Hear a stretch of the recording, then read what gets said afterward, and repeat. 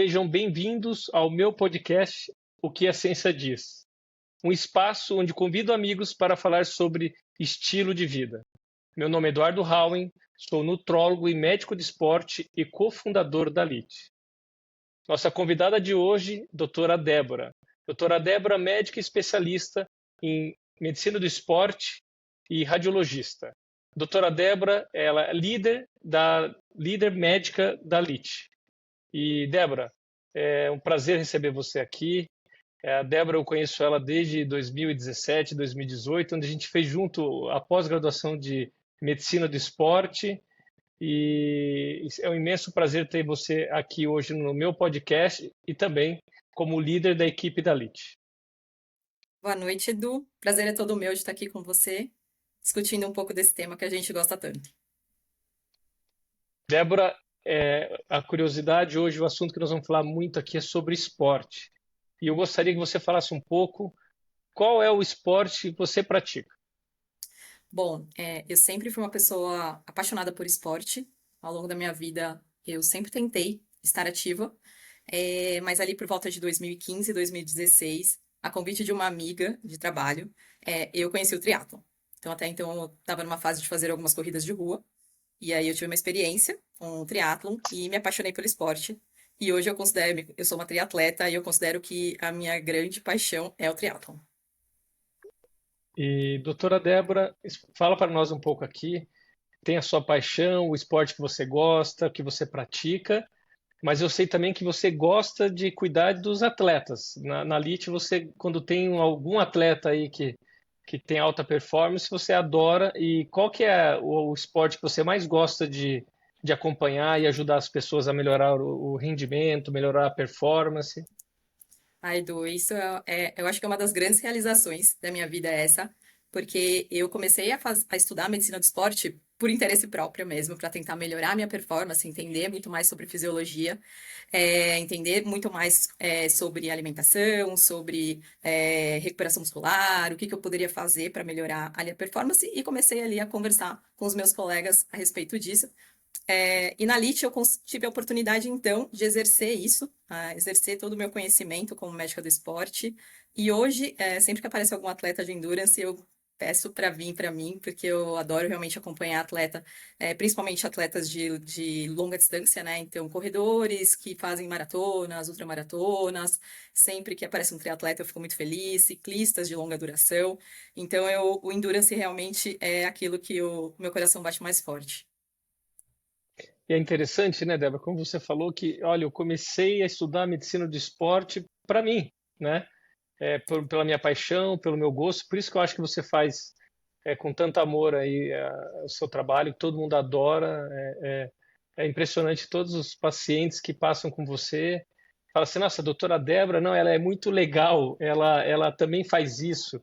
Então, toda vez que a gente ouve um paciente da LIT, ele super se identifica com você. E é super importante isso, né? Você sabe, você buscou lá atrás a informação, você viu como a medicina evoluiu no esporte, como a medicina consegue melhorar a performance desse atleta. Por isso, Débora, que eu gostaria de perguntar para você, qual a importância da alimentação, assim, pensando na performance de um atleta? Assim, o que é importante para esse atleta comer antes, comer durante o esporte? O que é importante para ele também, assim, como é que ele tem que estar com a composição corporal? Ele pode simplesmente tá super acima do peso e fazer endurance, o que é o mais adequado, qual a sequência mais lógica aí para dar uma melhor performance e também sempre cuidando, com o nosso papel como médico, cuidando da saúde das pessoas. Sim. Bom, quando a gente fala de medicina esportiva, eu acho que não tem como a gente se dissociar da nutrição, da nutrologia, até por isso eu também acabei fazendo pós-graduação nessa área, né? Então, a nutrição é uma parte fundamental da performance, porque é através da nutrição que a gente consegue o combustível, né? A gente é como se fosse uma grande máquina e o nosso combustível principal acaba vindo através da alimentação. E sempre que eu começo a preparação de um atleta e tal, a gente busca entender ali como é que é a rotina, né, de treinos daquela pessoa, como é que é a rotina de alimentação, para a gente entender primeiro se ela está tendo o aporte energético adequado para ela fazer aquele esporte, né? Então, pensando em esportes de longa duração, o gasto energético energética muito alto, e a gente precisa garantir que essa pessoa tenha essa disponibilidade energética adequada. A gente pensa aí na sequência de macronutrientes, principalmente, né? Então, se a gente está fornecendo a quantidade adequada de proteína, para que ela tenha uma síntese proteica adequada, para que ela não tenha uma perda de massa muscular, que é muitas vezes no esporte de longa duração, né? A gente tem um gasto excessivo e isso pode acarretar, às vezes, uma perda de massa muscular. A gente se preocupa com o combustível principal, que é o carboidrato, né? Que é aquele que vai te dar energia ao longo do treino e aquilo que vai evitar a sua fadiga, né? Então, quando a gente fala em performance, a gente está falando de tempo até a exaustão, de tempo até a fadiga. E o que garante que você tenha um maior tempo até a fadiga é a quantidade de glicogênio muscular que você tem, que nada mais é do que aquele carboidrato que está dentro do músculo.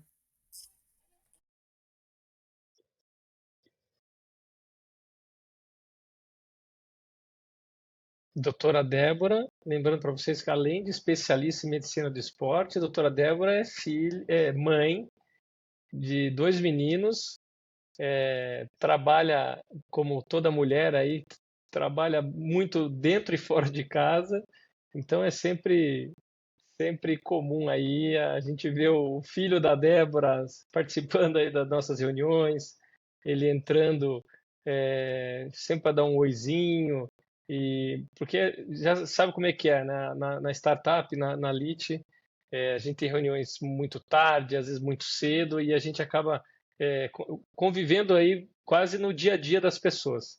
E a Débora é uma super mãe, uma super atleta. Muitas reuniões a gente faz ela em cima de uma bicicleta, então indo treinar, e essa é a vida da Débora. Por isso que ela é a nossa convidada de hoje, é para mostrar um pouquinho dessa vida corrida. E aí, quando a gente fala do carboidrato, a gente fala tanto do carboidrato que está ali, né, na reserva, quanto o carboidrato que a gente vai usar ali durante o próprio treino, ou durante a competição. E então a gente vai calculando tudo isso que a pessoa tem que ter, né, de reserva e tudo aquilo que ela precisa consumir ao longo do treino. Além disso, um outro fator muito importante é a hidratação. Né? Então, para a gente ter performance, a gente não pode estar desidratado. Então, os estudos mostram que um atleta que não tem um nível de hidratação adequado, ele também vai ter uma fadiga precoce, isso vai prejudicar a performance dele como um todo. Então, esses são os pontos fundamentais que a gente trata dos atletas. E aí a gente fala muito sobre a qualidade dos alimentos também. Então, é fundamental que esses pacientes, além, né, da quantidade, além da distribuição ao longo do dia, a gente também se preocupe com a qualidade. Então, a gente sempre preconiza que os atletas tenham uma alimentação que traga a maior quantidade de micronutrientes para eles. Então, seja uma alimentação baseada em comida de verdade, né? E bastante variada, bastante rica, para que a gente garanta que ele tenha todo o aporte de micronutrientes adequados aí para todo o metabolismo celular dele. Interessante, Débora, que todos os pacientes perguntam, assim, mas eu gosto de endurance, doutor, eu gosto de correr, pedalar, nadar. Nossa, eu não gosto de musculação. Qual que é a importância da musculação para esse paciente de endurance? Eu preciso mesmo fazer essa musculação? Sim, a musculação é fundamental. Então, a musculação, ela tem algumas características fundamentais que vão trazer um ganho de performance, tá? Os estudos mais recentes falam sobre o papel da musculação, do exercício de força, em 2 aspectos. Um na potência, né? Então, se a gente for pensar, qualquer esporte de endurance está relacionado diretamente à potência, né? Sua capacidade de produzir força durante um tempo. Então, a corrida está relacionada à potência, o ciclismo, né? A própria medida mesmo de força imprimida, ela é feita através da potência.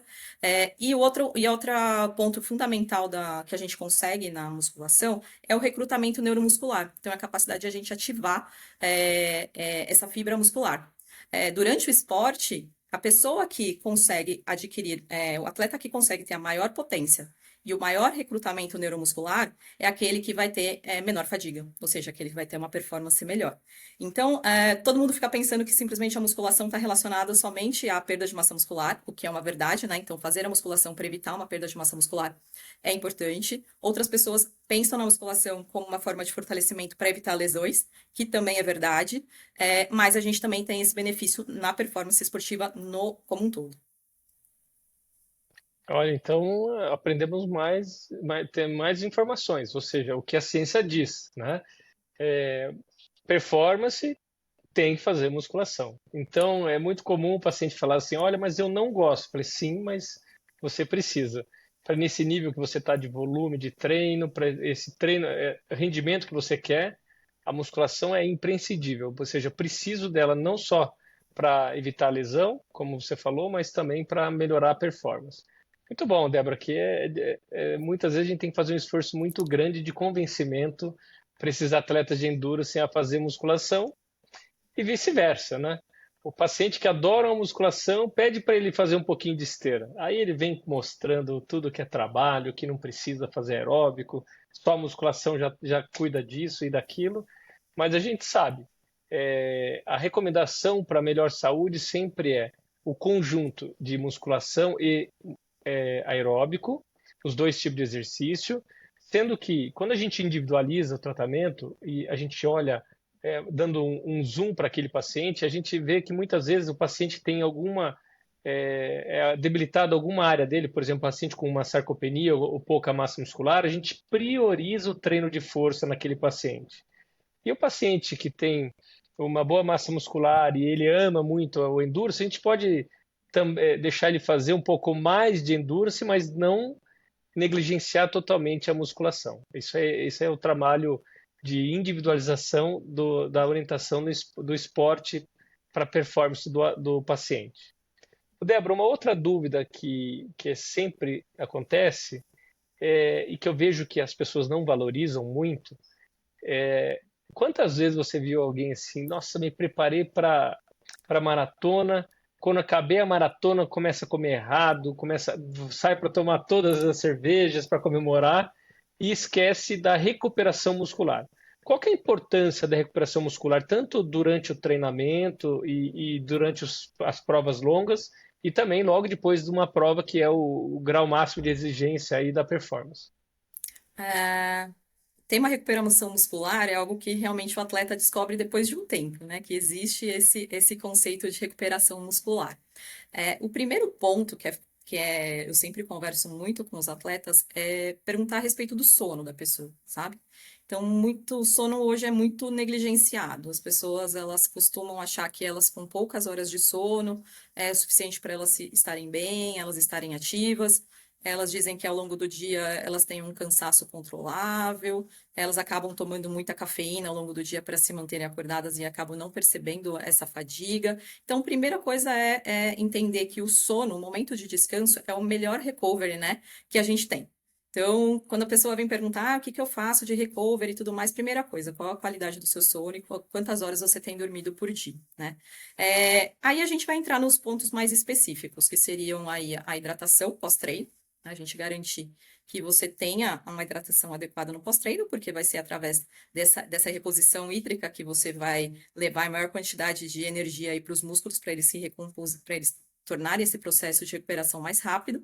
E o segundo ponto seria a recuperação muscular através da construção do glicogênio muscular, como a gente falou, né? Então, eu sempre volto ao tema do glicogênio, porque é através dele que a gente consegue garantir aí uma melhor performance. Então, logo após o treinamento, principalmente treinos de maior duração ou provas longas, como você falou aí de uma maratona, de um Ironman, enfim, a gente precisa entrar com uma quantidade boa de carboidrato para recompor esse glicogênio muscular e garantir que esse tempo de recuperação seja o mais curto possível, o mais eficaz.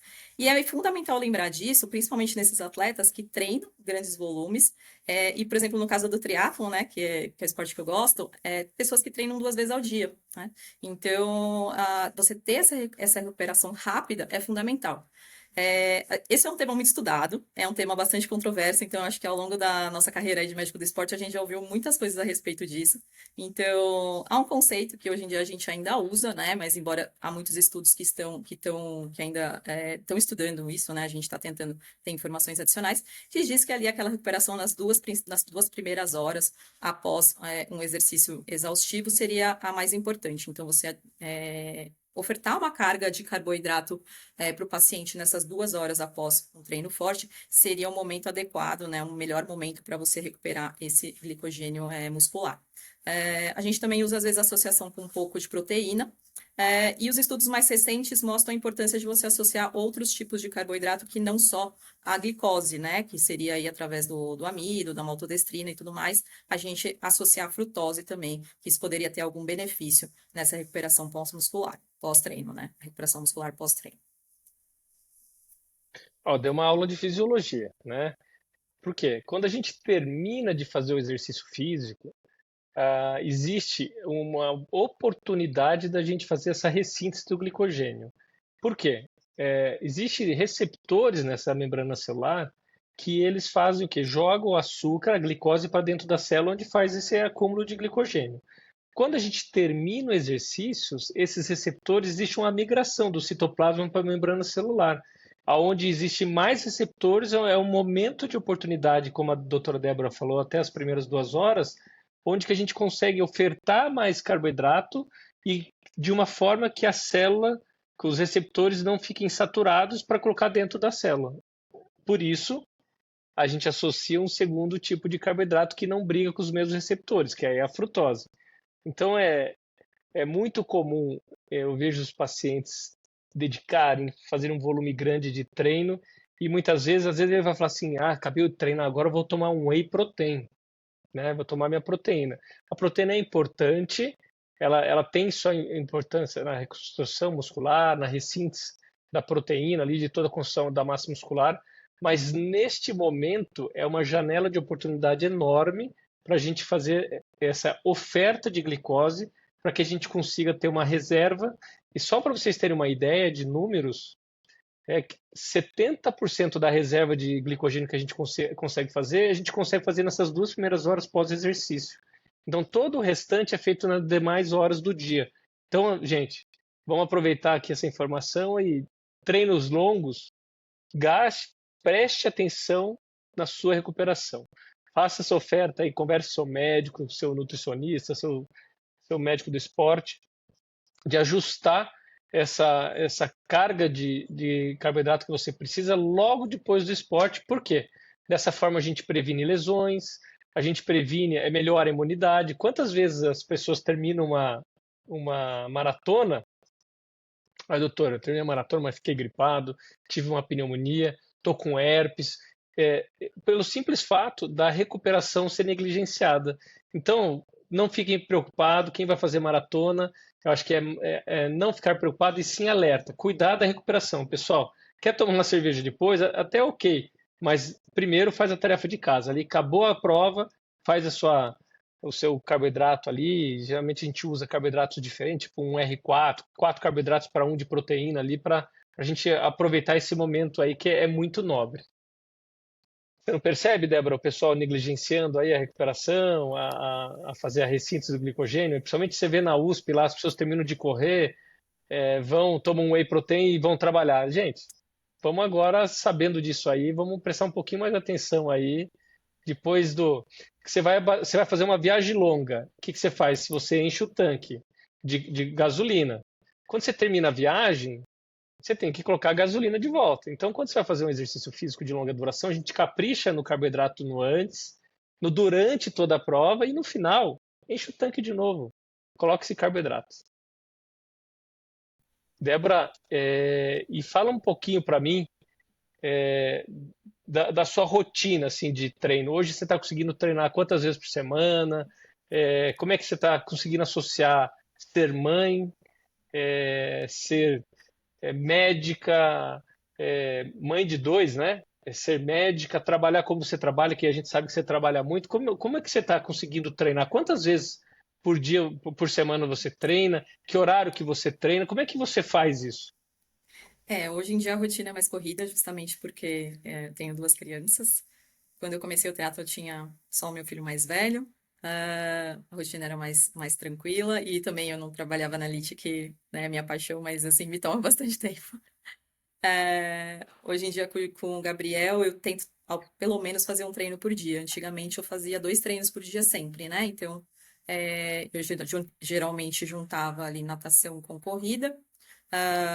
Em 2 momentos do dia, eu evitava, né, de fazer as duas modalidades no mesmo período do dia. E tentava nos outros dias fazer o ciclismo junto com a musculação. Então, sempre eram 2 treinos por dia. E ao final de semana, em geral, a gente faz um treino mais combinado, que a gente chama, que pode ser tanto as 3 modalidades, como um simulado, ou 2 modalidades, que em geral a gente faz ali, né, o que a gente chama de T2, que seria a bike mais a corrida. Hoje eu tento pelo menos fazer uma modalidade, então tem um dia que eu corro, outro dia eu pedalo, outro dia eu nado, e eu também tento fazer aí manter a musculação. Então essa hoje é a minha rotina de treino, eu não estou me preparando para nenhuma prova especificamente, então eu estou mantendo ali o meu condicionamento. Em época de prova, né, então eu pretendo fazer prova no segundo semestre, aí sim eu tento pelo menos fazer 3 treinos, 3 a 4 treinos de corrida, 3 a 4 treinos de bike e pelo menos 2 treinos de natação na semana. Muito bom, né? Para quem não tem tempo, você arruma tempo para cuidar da saúde. Eu vejo quantas pessoas reclamando aí, não tenho tempo, doutor. A pessoa acorda às 8, vai trabalhar no escritório, chega às 7 da noite, e você não tem esse tempo todo e você consegue fazer tudo isso. Então a gente tem que priorizar mesmo a saúde, priorizar o treinamento para que a gente tenha o quê? Prevenir doença e também que a gente faça algo como você faz com muita paixão, que é o exercício físico. E doutora Débora, se a gente for fazer três dicas que você daria assim para melhorar a performance de quem quer fazer enduro assim? O que que você fosse priorizar três situações? O que que você indicaria para essas pessoas? O que você daria de dica para essas pessoas? Olha, eu acho que o esporte de endurance, ele é apaixonante. E isso faz com que as pessoas, ao começarem, elas entrem num momento tão extasiadas, né? Elas ficam tão extasiadas com aquela nova experiência, que elas acabam mergulhando de cabeça e pensando que o objetivo final do endurance é fazer maiores distâncias, né? Então a pessoa começa ali, corre 5 quilômetros, aí ela já pensa no 10, ela já pensa no 15, já pensa no 21, já quer fazer maratona, no triatlo a mesma coisa. Começa no sprint, já quer fazer um Ironman. Então, acho que a primeira dica que eu dou é se preparem dentro da modalidade, se preparem em curtas distâncias, vão subindo esse nível de demanda, vão subindo essa carga, né, aos poucos. Porque o que eu fico mais triste de ver é atleta que está iniciando ali o treinamento e começa a ter lesão. Então, tanto lesão esportiva, mesmo a lesão muscular, como começa, como você falou, baixar a imunidade. A pessoa começa a ficar doente com frequência e tudo mais. Isso vai minando aquela alegria, né? Porque a pessoa está super empolgada, de repente ela vai ali ter uma lesão, às vezes tem que ficar ali semanas sem treinar, isso vai desanimando. E o que eu percebo é que as pessoas que começam justamente a atividade dessa forma, com essa sede muito grande de aumentar a distância, elas começam a ter uma vida curta no esporte, o que é muito triste, porque começa a vir lesão atrás de lesão e a pessoa acaba desanimando. Então, eu sempre recomendo, faz uns 5 quilômetros bem feito, quando você fizer uns 5 quilômetros bem feito, vamos por 10 e assim por diante. Um corredor de 5 não é pior do que um corredor de 10, né? Uma pessoa que faz um triatlon olímpico não é pior do que uma pessoa que faz um Ironman. Então, acho que essa seria a primeira dica que eu dou. Acho que a segunda dica é procurar um profissional que te assista, né, do ponto de vista esportivo mesmo, aquele que saiba montar um treino adequado para você, aquele que entenda a sua necessidade, entenda a sua rotina, porque às vezes você vai para um treinador que tem aquela rotina, aquele treinamento padrão, que às vezes não se adequa à sua rotina. Então, eu mesmo já tive experiências assim, de entrar, né, com profissionais que não entendiam que a minha situação não me permitia treinar, por exemplo, 14, 15 horas por dia, que ali a minha base ficaria em torno de 10, 11 horas, e eu conseguia performar bem com essas 10, 11 horas, né? Então, às vezes, alguém que entenda a sua rotina é importante, alguém que entenda as suas limitações. E o terceiro ponto é ter um acompanhamento clínico também, né? Então, ter ali um médico de esporte que faça essa avaliação pré-participação, que a gente chama, que descarte qualquer tipo de alteração, né, clínica que possa prejudicar a sua performance e que possa trazer alguma consequência à sua saúde. Então, fazer uma avaliação cardiológica, entender um pouco mais aí do seu histórico, para, né, justamente guiar você ao longo desse processo. E um acompanhamento nutricional, que é fundamental, justamente como a gente falou, a nutrição é uma parte fundamental aí da performance esportiva, da recuperação. Então, assim, a gente precisa ter pessoas que sejam capacitadas, que conheçam o esporte. Eu acho que uma grande vantagem de ter pessoas que vivem o esporte é justamente porque elas conhecem cada ponto da história. Então, procure um profissional que realmente conhece do esporte que você pratica. É muito diferente uma pessoa que já fez uma prova de triatlon, por exemplo, falar com um triatleta. Ela entende ali como é que funciona a rotina, como é que funciona toda a logística ali de uma prova e tudo mais. Isso faz uma grande diferença, né, na hora do seu acompanhamento. Olha, doutora Débora, médica, médica do esporte, mãe de dois meninos, super médica, né? Diríamos que a Débora, todo mundo que conhece a Débora se apaixona aí porque ela se vira em 10. E atleta, triatleta, né? Adora aí o triatlon. Olha, parabéns, Débora. Parabéns aí pela sua dedicação na vida profissional e na vida do esporte. É muito legal essas dicas que você passou, porque o que você trouxe aqui hoje é o que a ciência diz, né? Muito estudo, dedicação, não existe mais espaço para tentativa e erro. Hoje, a medicina, de uma forma individualizada, como você faz, avaliar a vida daquele paciente, do cliente, né? Quanto que ele pode treinar, se ele tem filho, se ele tem esposa, qual que é o trabalho dele, e não todo mundo igual. Eu acho que isso traz seriedade no seu trabalho, por isso você tem esses resultados que você tem com seus pacientes. Parabéns e agradeço muito a sua participação no nosso podcast. E, Débora, parabéns por toda a equipe da LIT, todo mundo adora trabalhar com você. E eu só tenho que agradecer aí de ter te conhecido durante um curso, a gente ter virado amigos e hoje trabalhamos junto aí com uma grande profissional que você se tornou. Agora, eu gostaria de convidar, agradecer a todos por participar do meu podcast, O que a Ciência Diz. Gostaria muito da opinião de vocês e sigam a gente no LinkedIn e no Instagram eduardo.howen e até o próximo podcast. Edu, o prazer foi todo meu, estar aqui conversando sobre esse tema que agrada a nós dois, né? A gente gosta bastante de conversar. E eu sou uma grande entusiasta do esporte e acho que a LIT me trouxe essa realização profissional e é um prazer estar trabalhando com você. Obrigado.